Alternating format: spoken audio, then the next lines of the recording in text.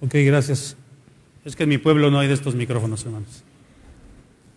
Estaba viendo que aquí el púlpito en esta parte de aquí abajo, no sé cuántos lo conozcan, pero tiene como unas maderas, no se siente muy seguro.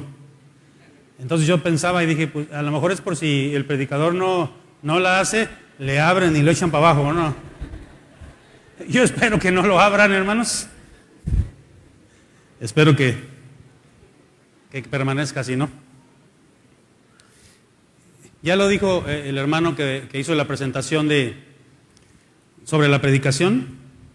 Ustedes como iglesia tienen un tema general que se llama Construyendo Iglesias Saludables. ¿Cuántos saben que hay iglesias que están enfermas? Hay iglesias enfermas. Y cuando alguien está enfermo, cuando un niño está enfermo, no va a crecer normal, ¿verdad? Entonces, yo creo que como iglesia, como consistorio, como líderes, están queriendo que la iglesia crezca y que la iglesia sea saludable. Por eso el tema es Construyendo Iglesias Saludables.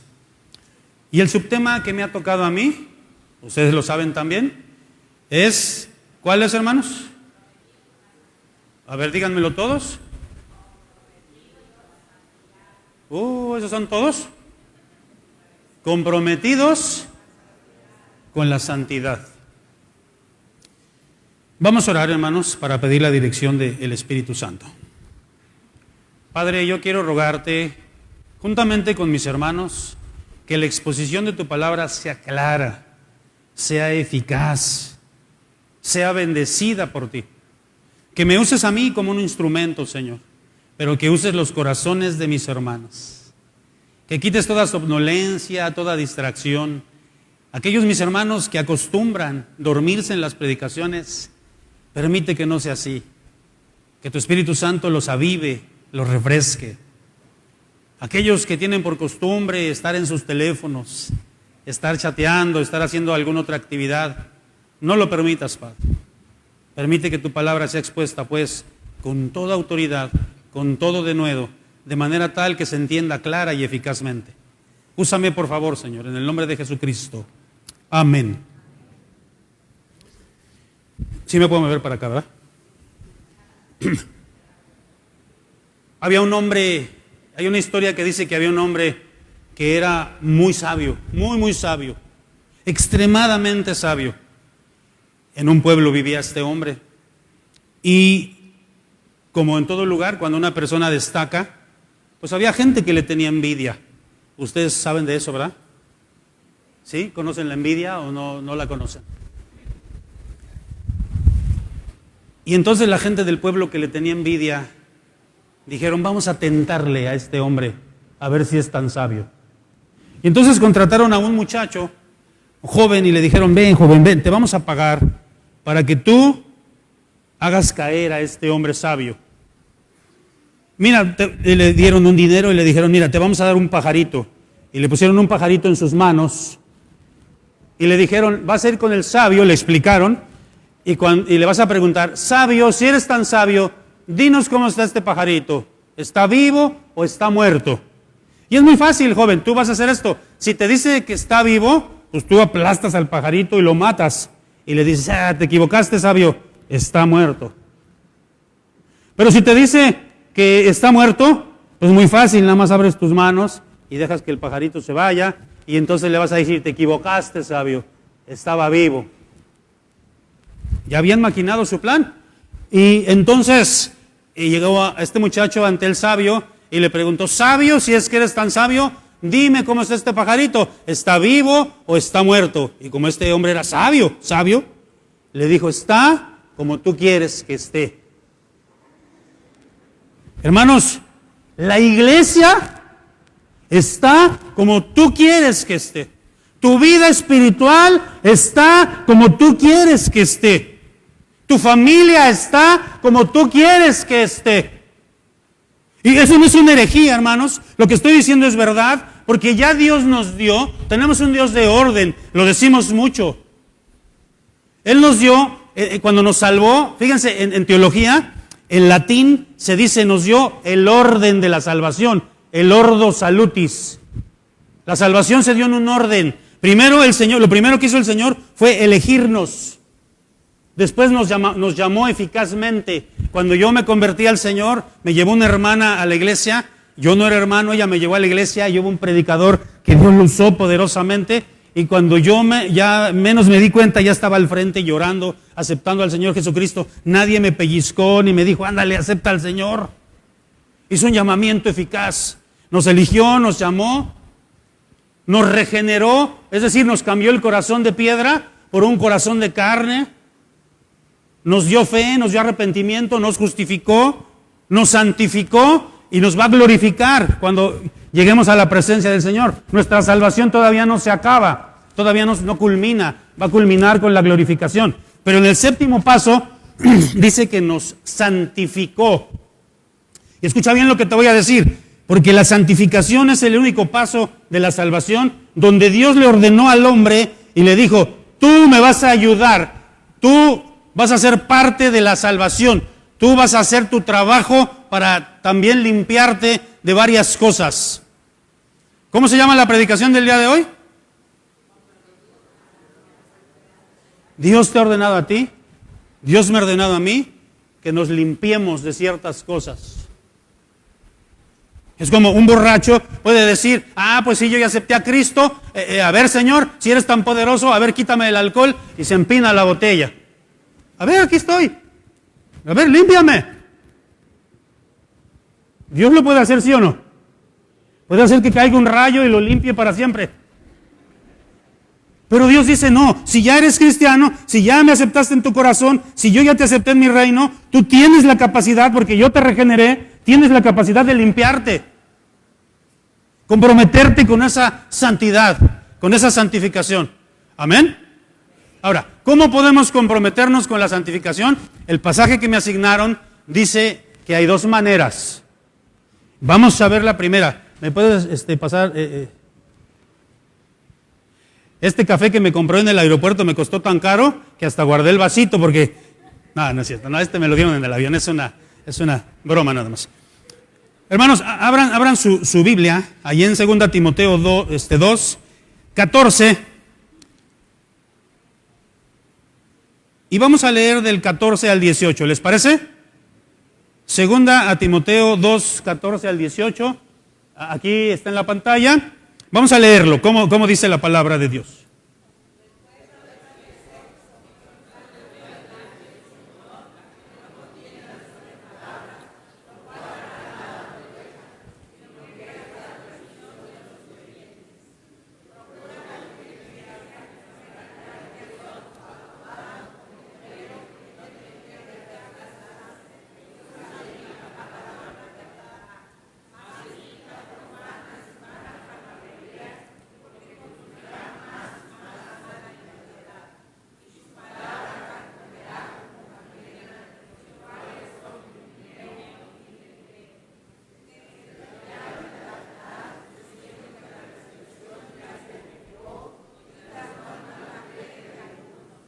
Gracias. La primera cosa que podemos hacer, dice este pasaje, para comprometernos con la santidad, con la santificación, es apartarnos, evitando discusiones nada provechosas. Mira, escúchame bien, quiero contarte algo. En la Inglaterra del siglo XIX había grandes predicadores en Londres. Estaba Carlos Spurgeon, uno de los más grandes predicadores de todos los tiempos. Se le conoció como el príncipe de los predicadores. Tenía una iglesia tan grande en Londres, de 5,000 miembros, que se llamaba el Tabernáculo Metropolitano de Londres. Imagínense una iglesia de 5,000 miembros, donde no había bocinas, donde no había micrófonos. Este hombre tenía una voz potente, poderosa, era un gran predicador. Pero no solo estaba él, estaba Parker, estaba Müller, estaba otros pastores famosos en Inglaterra, en Londres. Y los aristócratas de aquella época tenían una costumbre, yo le he llamado así, era un deporte de los aristócratas. Tomaban sus carruajes los domingos e iban a diferentes iglesias a escuchar a estos predicadores. Y a veces iban a 2 iglesias, o domingo iban a una, iban a otra. Y el lunes estos aristócratas que formaban parte del parlamento inglés se reunían los lunes única y exclusivamente para criticar los sermones. Y decían, no, pues Spurgeon usó esta ilustración, no, pues Parker hizo esta. Y entre ellos decían, ¿cuál fue la mejor predicación? Pero escuchen bien lo que les voy a decir. Solamente era algo crítico. ¿Y saben cómo les llamaron a esos hombres? La historia les conoció como los catadores de sermones. Yo no sé, a ver, hermanos, les voy a decir algo. Mi abuelo paterno fue un hombre rico allá en la Ciudad de México porque tenía pulquerías. O sea, yo vengo de y les dije que yo no soy de pedigrí cristiano, yo soy de pedigrí de pulqueros. Por la misericordia de Dios que me sacó de allá. Pero me acuerdo cuando estaba chiquito, mi abuelo tenía un rancho en Tlaxcala donde producía el pulque. Y entonces íbamos a Tlaxcala en el carro de mi abuelo, estaba yo pequeñito, y me acuerdo que de regreso a la Ciudad de México íbamos, adelante de nosotros iba el camión donde llevaba las barricas, los barriles de pulque, y llegábamos a un lugar que era la aduana del pulque. Yo no sé si exista eso todavía, pero antes existía. Y entonces bajaban una barrica y había un hombre que por lo regular, me acuerdo que lo vi 2 o 3 veces, estaba gordo. Tenía su púlpito integrado. Como muchos pastores, ¿verdad? Dicen, pastor sin panza da desconfianza. Bueno, y estaba gordito el hombre, pero ese hombre era el catador del pulque. Y entonces, las barricas tenían un hoyito, le quitaban ahí, y entonces agarraba un vasito, pero no era así, no era un vasito de vidrio, como uno de esos caballitos tequileros que ustedes conocen, porque los han visto, ¿verdad? Y entonces metía el vasito en el barril, y con una maestría lo echaba para arriba así, y el pulque le abría la boca, y el pulque le caía en la bocota. Y entonces lo que hacía es que lo saboreaba, y lo escupía, y decía, está bueno el pulque, está bien, tápenlo, vámonos. Era un catador de pulque. Ahora, ahí va. También hay catadores de vino. Hay gente que le pagan para eso, para catar comida y vino. Ojalá yo tuviera un trabajo de esos, ¿no? Me encanta comer. Pero los catadores de vino, lo primero que hacen con la copa es olerla. Este huele a jarrito de uva. No, no es cierto, no.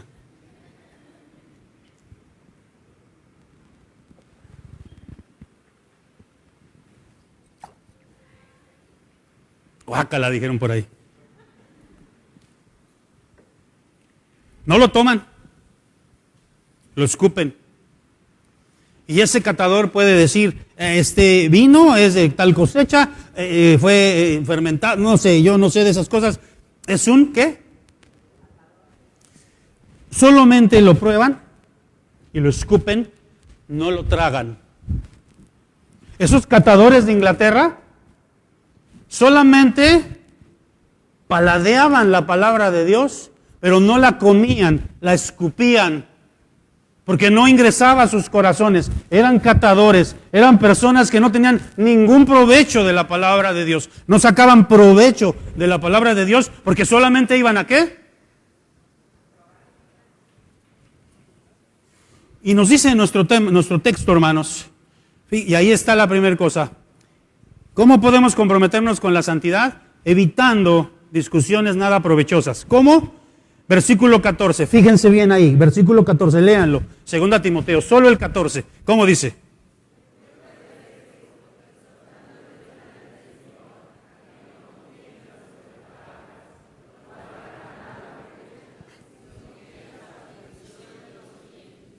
¿A que no qué?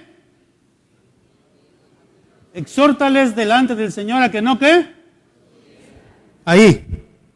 Un cristiano, hermanos, no debe ser contencioso. Un cristiano no debe ser peleonero, porque eso significa la palabra contencioso, una contienda.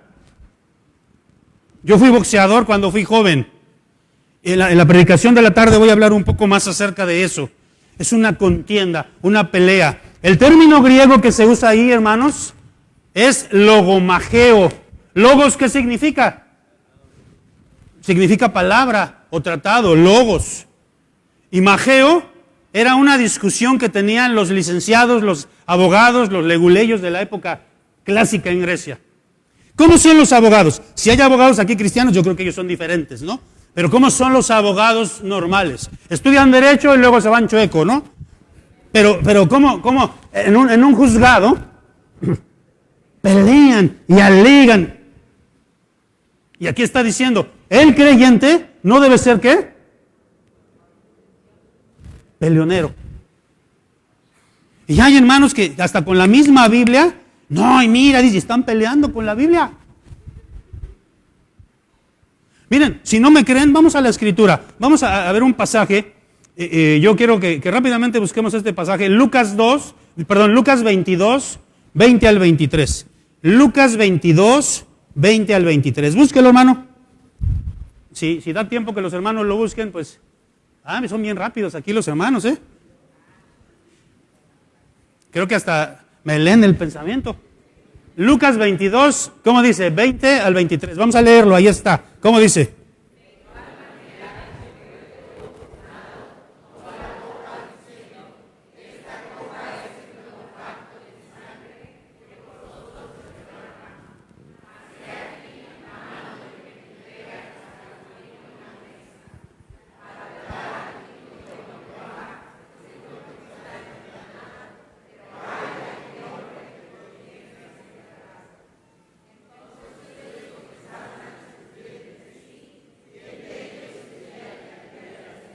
Ahí déjale tantito. ¿Comenzaron a qué? ¿Comenzaron a qué? Fíjense, el Señor Jesucristo les estaba explicando algo sublime, algo teológico, algo espiritual sublime. Les estaba hablando, le voy a hacer así para que no lo vea porque le va a dar asco, pero le estaba hablando de lo que vamos a hacer nosotros al rato, a tomar la Santa Cena, y les estaba explicando que ese era el nuevo pacto, que ahí se acababa el antiguo pacto, el pacto de obras, y que ahora era el pacto de gracia. Les estaba explicando algo sublime. ¿Y ellos qué empezaron a hacer? ¿Pasa eso en la iglesia, hermanos? ¿Hay hermanos así? Dice la Biblia, la mujer rencillosa, mujer peleonera, mujer contenciosa. Hermanos, ¿queremos ser santos? Lo primero, el cristiano no debe ser peleonero. Y a veces hay iglesias que pelean por cualquier cosa. A una vez, fíjense, en una iglesia que pastoreé, me dio tanta tristeza, porque se acabó el culto, subimos, ahí el salón social estaba en la parte de arriba, subimos al salón social, había una comida, normalmente comíamos los domingos juntos, varios hermanos, no toda la iglesia, y entonces estábamos comiendo, hicieron de comer un guisadito bien rico de salsa verde con carnita de puerco, y le habían echado ahí unos huesitos. Y entonces de repente empiezo a ver que una hermana se sirvió un hueso grandote así. Pero era un hueso. Y llegó otra hermana y le dijo, ¿y tú por qué te sirves más? Pero hermana, es un hueso. Y estaban peleando por un hueso.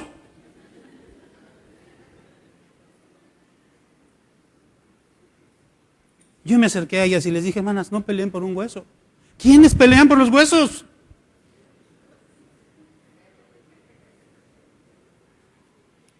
El cristiano no debe ser contencioso, hermano, no debe ser peleonero un cristiano. Pero sí debe, miren, versículo 15, ¿cómo dice el versículo 15 a Timoteo? ¿Qué sí debe ser un cristiano? Versículo 15, ¿cómo dice?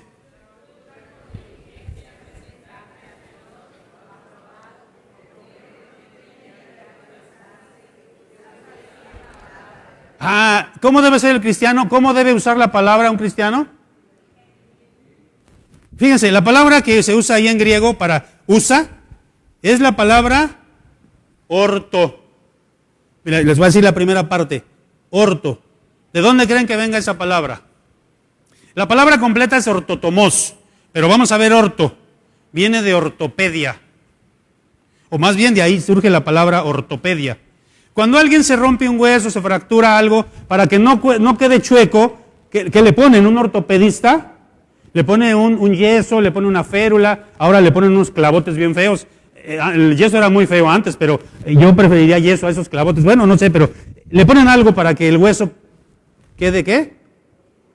Derecho. Entonces la palabra dice ahí, orto, derecho.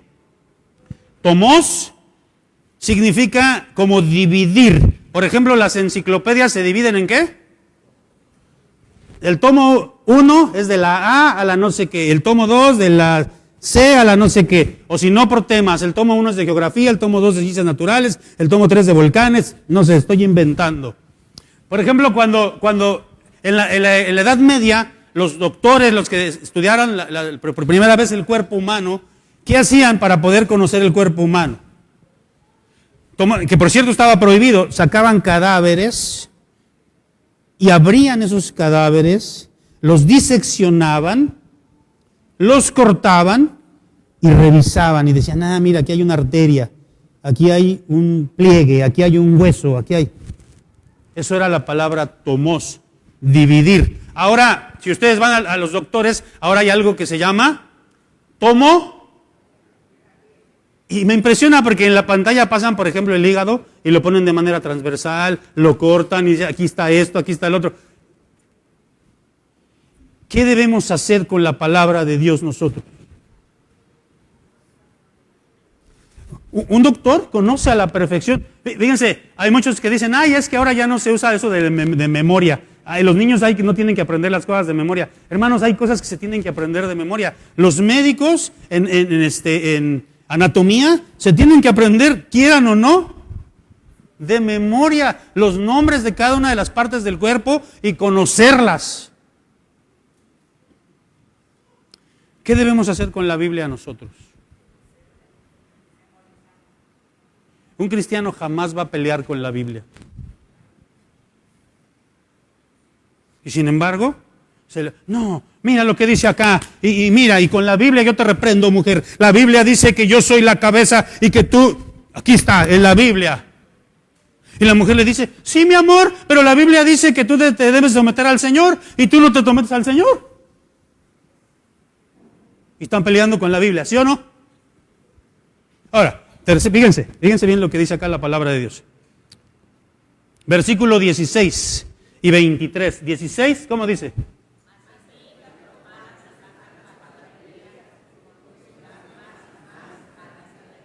¿El 23?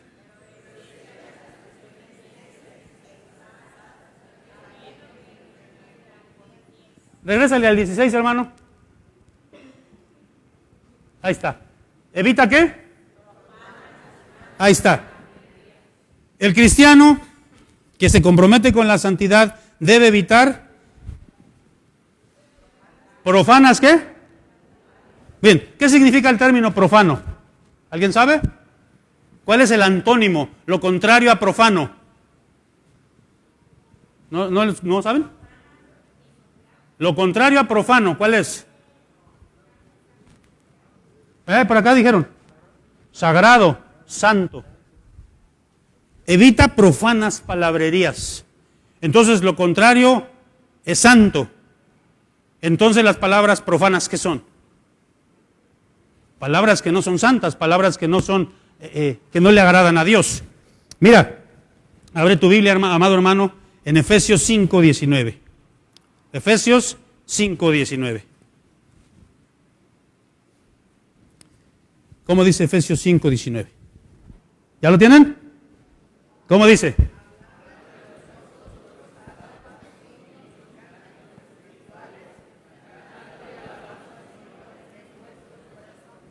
¿Cómo debe hablar un cristiano con otro?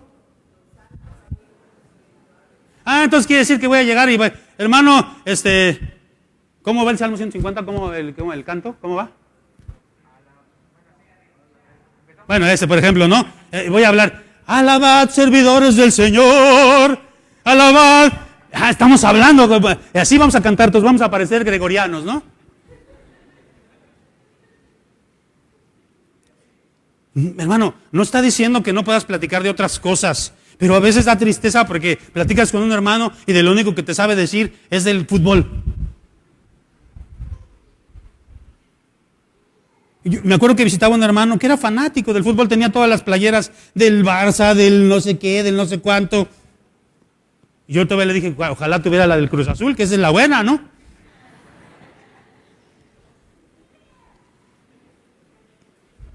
Y este hermano platicabas con él y le decía, hermano, mire la palabra de Dios. Sí, hermano, pero fíjese que la América, que el Piojo Herrera, y que...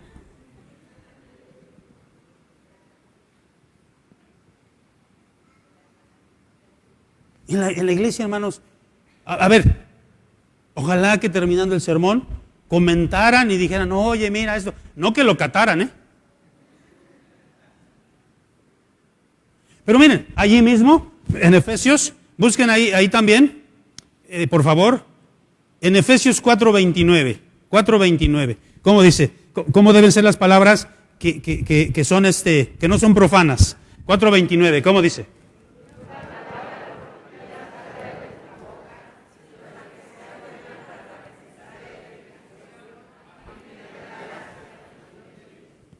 El cristiano debe de evitar palabras ¿qué? Palabra sapros, que significa algo que apesta, algo que está podrido. Y aquí podemos decir todas las maldiciones, groserías. Me acordé ahorita de un muchacho que era de aquí de Chiapas, no de aquí de Tapachula, pero era de Chiapas, que estudió conmigo en el seminario. Él era de ahí ¿cómo se llama? De Berriozábal, de la iglesia La Hermosa. No sé si ustedes han escuchado hablar de ese lugar. Y ese muchacho era seminarista, ahorita es pastor, está en el norte. Y este muchacho, se me ocurrió llevarlo a él y a otro muchacho que era de Guerrero, pues nunca habían ido a la ciudad, creo, no conocían la feria de Chapultepec, no conocían la montaña rusa, y a mí se me ocurrió la brillante idea de llevarlos y subirlos a la montaña rusa. Allá, y no sé cuántos se han subido a esa montaña rusa, aunque ahora ya hay juegos más peligrosos, ¿no? Hace poco fui a Orlando y me subí a uno que me salí con todos los intestinos de... Pero bueno, en aquel entonces era la montaña rusa allá, y lo subí. Y hay una bajada, hermanos, que da así hacia el periférico. Hermanos, y ya los que ya tienen práctica hasta levantan las manos, ¿no? Y gritan, ¡aleluya! Pero este hermano que les estoy platicando, en la bajada, nada más hizo algo así como, ¡ay, hijo! Y le salió una maldición. Yo lo volteé a ver.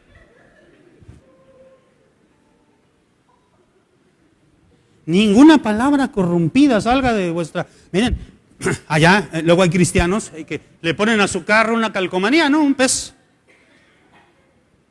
Y van manejando y se le cruza allá el otro y entonces... ¡Ta! Y me dijeron que en Guatemala eso significa Dios te bendiga. Nada más es de broma, hermanos. Todos sabemos lo que significa. Ninguna palabra corrompida salga de nuestra boca. Ahora, puede ser que no haya groserías, pero está la hermana o el hermano, ¿por qué no? El chismoso de la iglesia, la chismosa de la iglesia. Y lo digo con toda la autoridad que me da porque no los conozco, no sé quién es el chismoso. Ahorita, Señor, revélame, por favor, ¿quién es la chismosa, Señor?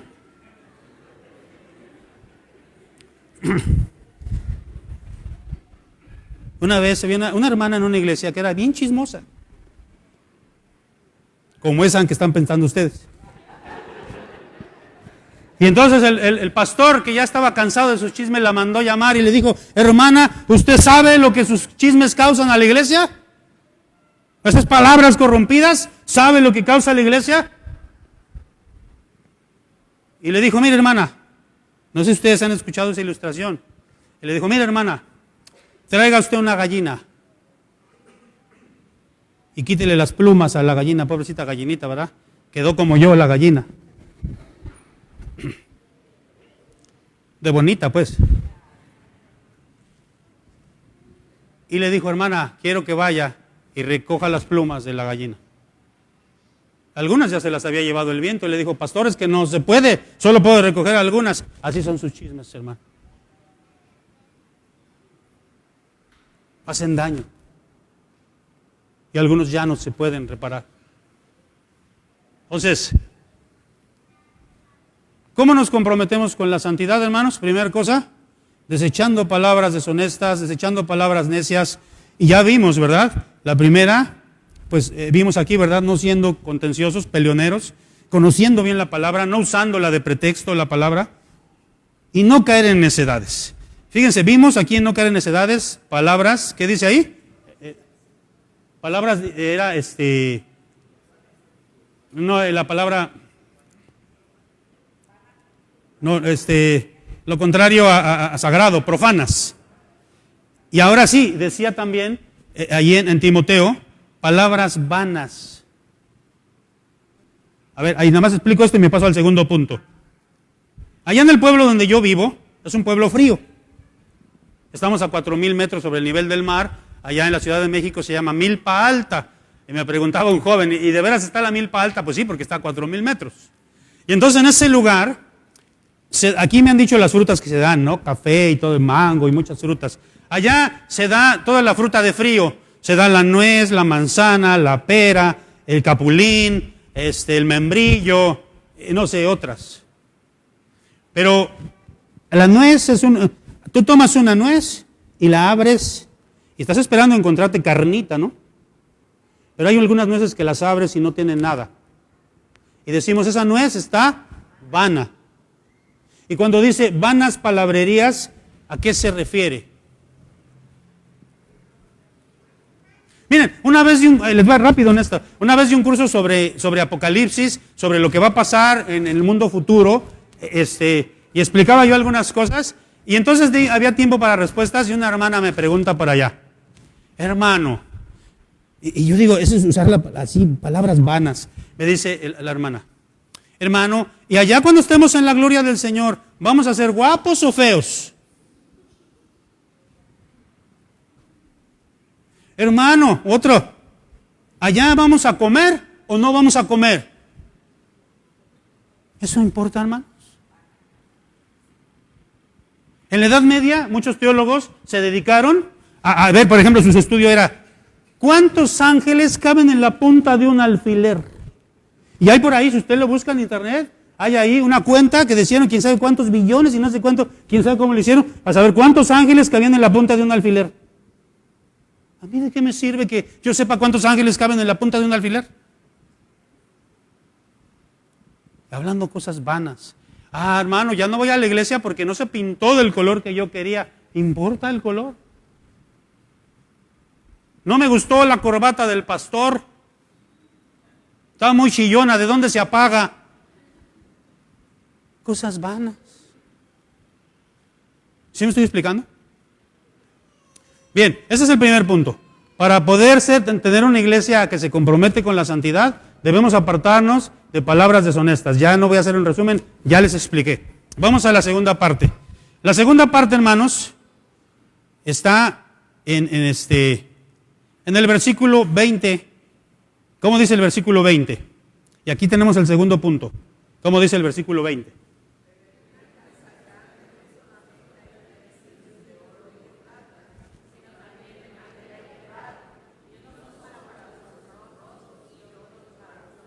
El 21.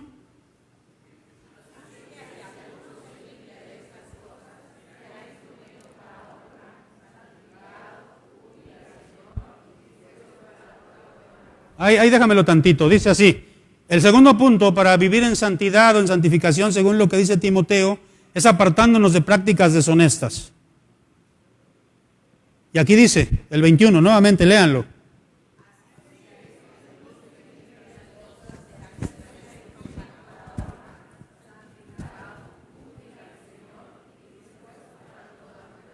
Miren, la palabra clave ahí es si se limpia.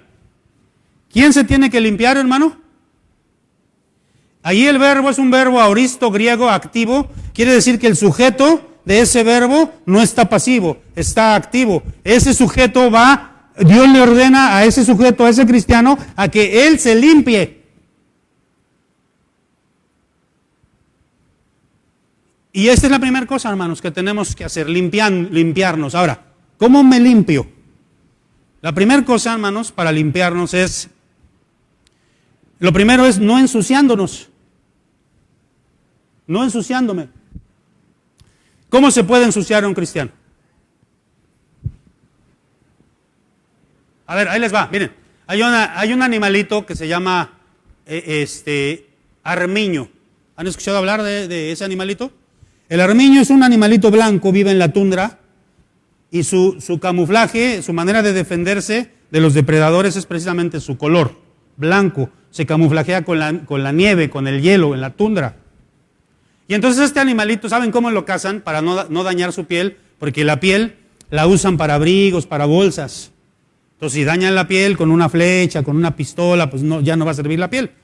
Lo que hacen es que la madriguera del animalito llegan y le embarran carbón o grasa. Y cuando el animalito llega, huele, percibe la grasa, percibe la mugre, ¿y qué creen? No entra, se queda ahí. Pues lo agarran completito. Ese animal prefiere morir antes que ensuciarse, porque él sabe que si se ensucia, va a ser presa fácil de los depredadores. ¿Cómo se ensucia el cristiano? A ver, ¿tendrá que ver con lo que escucha, con la música que escuchamos? Decía una vez un hermano, un predicador, ¿con quién te levantas tú? Y decía, ¿te levantas con el potrillo en las mañanas? La música es muy poderosa, hermanos, y la música que escuchamos tiene que ver mucho con lo que pensamos y nos ensuciamos con mucha música. ¿Con qué más nos ensuciamos? Con lo que leemos, con lo que vemos. El otro día llegué a casa de un hermano y estaba viendo un programa por la tarde que se llama Enamorándonos. Se rieron muchos de nervios, ¿no? No sé por qué, pero... Y el hermano, dice la hermana, ahorita le llamo al hermano y lo dejaron, estaba en la sala y lo dejaron en el programa ahí. Y entonces yo empecé a verlo un tantito y dije, esto es lo que está proyectando el mundo. Relaciones tremendas que terminan, se besan unos con otros. En un ratito que lo vi dije, esto es una influencia pésima, negativa para nuestras familias, para nuestros jóvenes. Y eso es lo que estamos viendo. Ahora, otra manera de limpiarnos, una es no ensuciándonos, pero la otra es quitándonos lo sucio. Dice la Biblia, ¿sí o no, hermanos? Dice así, despojaos del viejo hombre, ¿sí o no?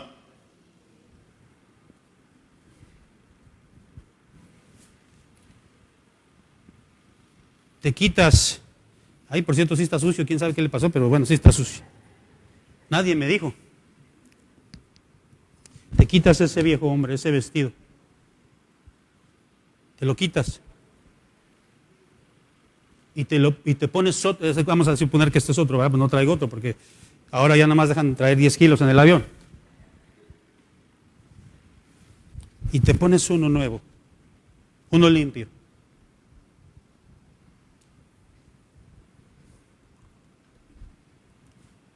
Dice, hermanos, en el versículo 20, ¿lo quieres poner de nuevo? Versículo 20 de Timoteo. Fíjense cómo dice. Ajá.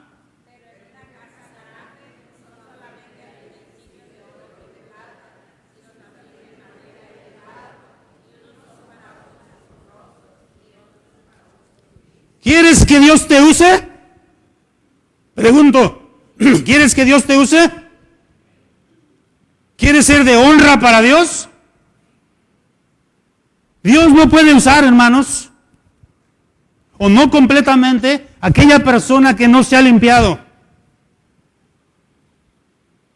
Yo tengo muy presente una frase de Carlos Spurgeon, ese pastor que les mencioné hace rato, y él decía, él me lo mencionaba acerca de los ministros, pero yo lo hago extensivo a toda la grey, y él decía algo, un ministro santo es un arma muy poderosa en las manos de Dios. Un cristiano santo es un arma muy poderosa en las manos de Dios. Amén.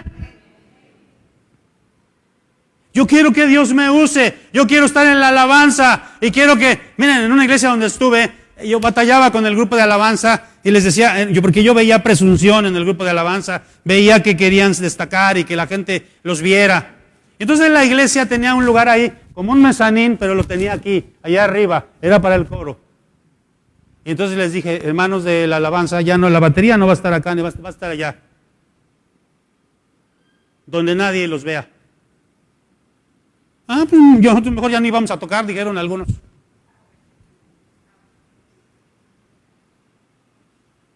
Había vanagloria. ¿Cómo Dios te va a usar? Hermanos, yo les pregunto algo. ¿Ustedes sienten en las predicaciones la unción de Dios? Yo siento cuando mira, hay predicadores que yo escucho, que cuando los escucho digo, es la palabra de Dios y me hacen llorar, me hacen reflexionar. Pero a veces escucho a otros que no pasa nada, porque no son vasos de honra. Si quieres que Dios te use, tienes que limpiarte. Otra cosa. Mira, mano, vamos adelante. Versículo.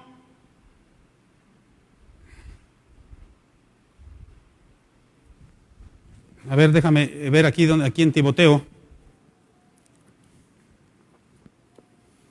Es donde dice, huye de las pasiones. ¿Cuál es? A ver, búsquenlo ese. ¿Cuál me dijeron? 22. A ver, ahí está. ¿Cómo dice?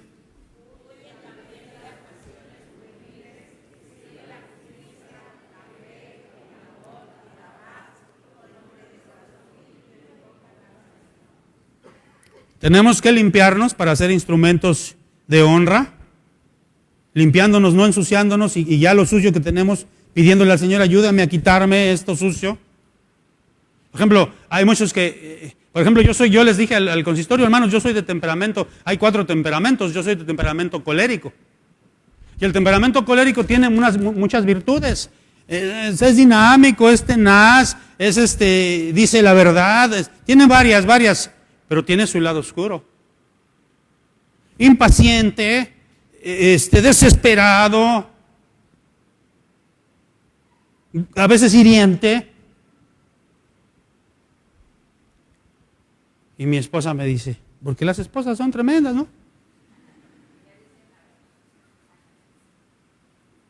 Me dice mi esposa, pues tú podrás apantallar a los hermanos, pero a mí no me apantallas, ¿eh?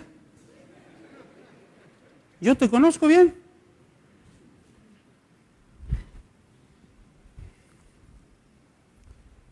Y me dice, tienes que trabajar con tu paciencia. Y yo a veces veo hermanos, así en la iglesia donde he estado, y me dan ganas en el amor del Señor, agarrarlos y en el amor del Señor. Y hermano, ya le he explicado 400,000 veces que me tengo que limpiar de eso y tengo que caer de rodillas. Señor, ayúdame, yo no puedo, límpiame. Yo también tengo que hacer mi parte, tengo que ser más paciente. Por ejemplo, yo soy de las personas que llega al banco y si ve una fila grande, se va, yo no espero. Dije, regreso mañana a las 8 de la mañana y yo voy a ser el primero, yo no me voy a formar. Y entonces estoy trabajando en ello y ahora pido a Dios y llego y me formo. Y empiezo a trabajar con eso. Pero la segunda cosa que nos dice aquí es que ¿qué? Ahí dice muy claro, hermanos, huye de las pasiones juveniles. A ver, ¿solamente los jóvenes tienen pasiones? Ustedes han escuchado un dicho que dice, viejo rabo verde, ¿sí o no? Y yo nunca lo había entendido, porque viejo rabo verde, ¿qué será eso? Y ya, pues después ya como que soy de bulbos, tardo en aprender, ¿no? Y entender las cosas. Y en una vez que estaba yo dando un curso de sexualidad en una iglesia, en la iglesia donde yo pastoreaba, había una hermana, ya falleció, ya está en la presencia del Señor, se llamaba Luchita, murió como de 90 y tantos años, y su esposo Adán murió al siguiente día. Me tocó un funeral doble, nunca me había tocado eso. Murió la hermana y al día siguiente murió el hermano y el funeral fue doble.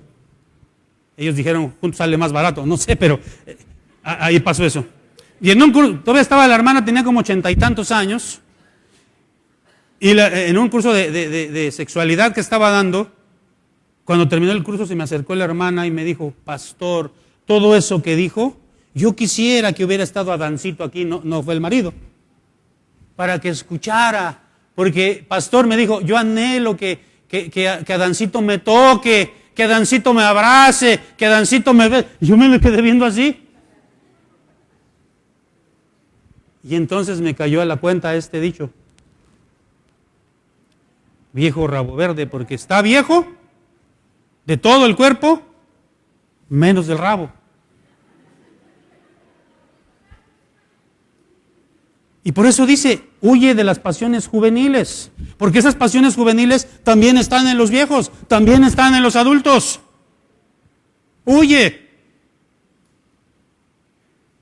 Esa palabra pasiones es la palabra griega epi, es encima de. Por eso en las tumbas hay un epitafio, está encima de. Epitumos, tumía, significa como una pasión, como un furor, algo que no puedes controlar, algo que está encima de ti. Por ejemplo, los alcohólicos no pueden controlar el alcohol, tienen una epitumía, es algo que está encima de ellos. Hermano, yo no soy alcohólico, en la iglesia ni fumamos ni tomamos, pero ¿qué tal tragamos? ¿O qué tal tomamos café? Bueno, pero eso no tiene nada que ver. ¿Se acuerdan ustedes qué hizo José? José el de la Biblia, el de Génesis, José el soñador, cuando se le presentó la mujer de Potifar. ¿Cómo se imaginan ustedes que estaba esa mujer? ¿Era cualquier mujer? Era una mujer hermosa porque era la mujer de un principal de Egipto. Pues yo me imagino una morena porque las egipcias son morenas. Pues una mujer muy guapa, ¿no? Y entonces ella literalmente llegó y le dijo, Josecito, mira José,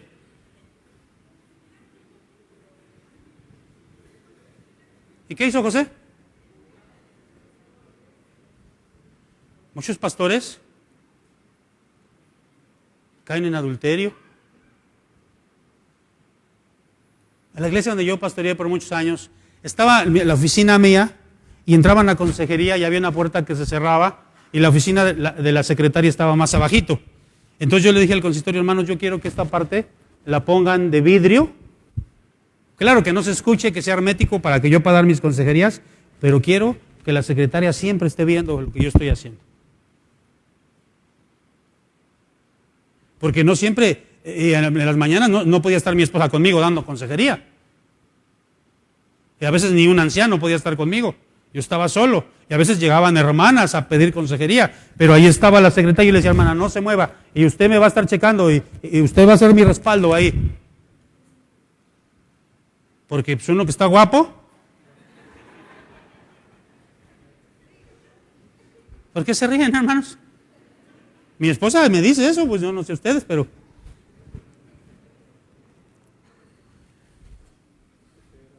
Tenemos que huir, hermanos, de lo que está por encima de nosotros, que no podemos controlar. A ver, veíamos, la hermana chismosa, ¿puede controlar su lengua? ¿Puede refrenar su lengua? Está por encima de ella, es epitumía.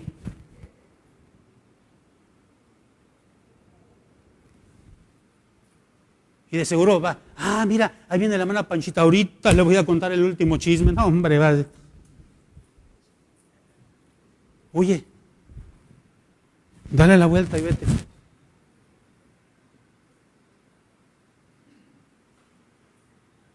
¿Cuántas personas dentro de las iglesias caen y son víctimas de la pornografía? Líderes que han caído en pornografía. Porque no huyeron, porque se encierran allí en su computadora, ellos solos, y de repente, ustedes saben, hermanos, eso es verdad, de repente te aparece ahí una cosa ahí que tú no llamaste, y ahí está, ¿no? ¿Y si estás solo? Si no hay nadie. Un hermano, un anciano de iglesia, le decía, pastor, ore por mí, porque hermano, yo necesito que me pongan unas de esas cosas que le ponen a los caballos lecheros, esas cosas que les ponen aquí en los ojos a los caballos, para que no vean, porque pastor, mi perdición, mi epitumía, algo que está encima de mí es las mujeres cuando pasan, yo las veo. Y yo le digo, hermano, pero la vista es muy natural. Sí, pastor, pero yo las escaneo.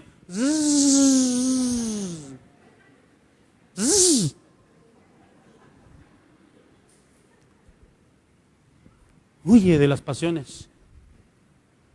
Huye. Quiero concluir, hermanos. Necesitamos mucho de la ayuda de Dios para que haya santidad en nuestras vidas. Mucho. Pero ¿sabes qué necesitamos? No solo la ayuda de Dios, y con esto quiero concluir. Necesitamos, amado hermano, que nosotros mismos podamos identificar cuáles son nuestras debilidades, lo que está encima de nosotros. Yo les voy a comentar algo para que me vayan conociendo. Me gusta coleccionar cosas, muchas cosas. De hecho, aquí en mi teléfono traigo una carpeta donde tengo todas mis colecciones. Yo colecciono cosas, por ejemplo, en los años 70 había muñequitos que salían en los Pinkies Wonder, y eran 89 muñequitos de Hanna-Barbera. Son dificilísimos de encontrar. Un muñequito de esos me costó 2,000 pesos, un muñequito así. Son 89. Tengo una colección que vale como 30,000 pesos. Tengo unos barquitos que salieron, fueron anteriores, de los años 50, 60. Y yo me acuerdo que era chiquito, tenía 5 años, y uno de mis tíos las tenía esa colección. Y yo me acuerdo que un día dije, los voy a robar, así chiquito, y entré, e iba a robar los barquitos, y que me ve mi tío, ¿dónde vas? Y me quedé traumado. Y cuando ahora ya de grande me dediqué a todo esto de las colecciones, y que la veo esa colección y me dice, se la vendo. Me dijo un señor, tengo toda la colección de los barquitos, son 40, no solo son barcos, son carritos, son el transporte a través de los siglos. Una colección muy bonita. Era de Bimbo esa. Me la vendió en 2,000 pesos y luego se los di. Esa colección vale 15,000 pesos. Esa es una de mis pasiones. Y mi esposa me dijo una vez, no tenemos para comer y tú pagaste 2,000 pesos por ese cochino muñeco. Ahora trágate tu muñeco. No me dijo así, me dijo con cariño, ¿verdad? Porque si no, cuando la conozca van a decir, ay, la hermana tan chaparrita y guapa, y diciendo esas cosas. No, pero sí, mi esposa me dice, ten cuidado con eso, porque mi pasión son los libros. Si yo voy a un lugar y traigo dinero y hay libros, yo compro libros, me traigo libros porque me los traigo. Es algo que está encima de mí. Y tengo que orar y decir, Señor, esto que no me debe controlar esto. ¿Sí me explicó? Hermanos, concluyo. Para vivir comprometidos con la santidad, tenemos que hacer 2 cosas. ¿Cuál fue la primera? Pues si no se acuerdan ahorita, imagínense. ¿Cuál fue la primera? Evitar toda palabra vana. No ser contenciosos, ¿verdad? Toda necedad. Y la segunda, evitando cosas deshonrosas en nuestras vidas. Así de fácil. Así de fácil. ¿Queremos iglesias sanas, hermanos? La iglesia no es la estructura. Tú eres la iglesia, yo soy la iglesia, ustedes son la iglesia. Y si queremos iglesias sanas, queremos iglesias limpias. Amén. Dios les bendiga y bendiga su santa palabra.